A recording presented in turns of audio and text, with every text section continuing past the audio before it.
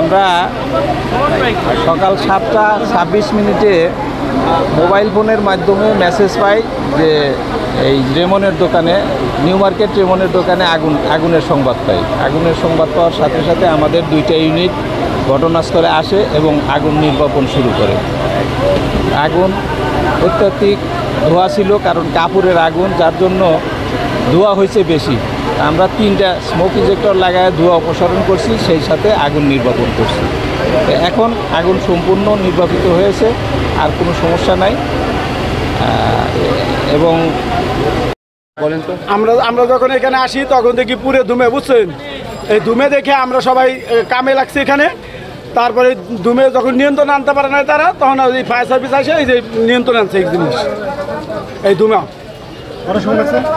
তখন আমি যখন আইছি তখন বাজ হলো 7:30, 8:30 দিক বাজে।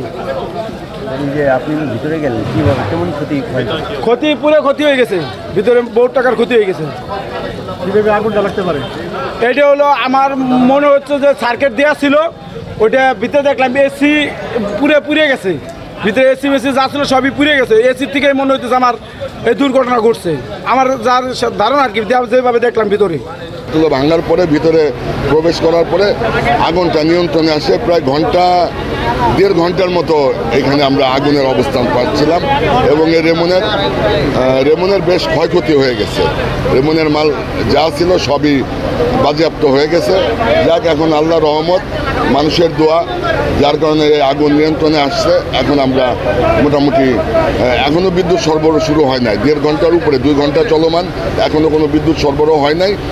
কিছুক্ষণের মধ্যে বিদ্যুৎ লাইন কাটবে এবং নতুন করে কানেকশন দিবে।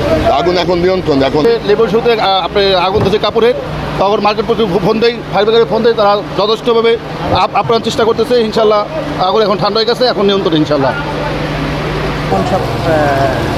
আমাদের এই দুর্ঘটনা আসলে মনে হয় ভোররাত্রে থেকে সমস্যা হয়েছে। আমাদের শোরুমে আনুমানিক 2 থেকে 2.5 কোটি টাকার মাল আছে।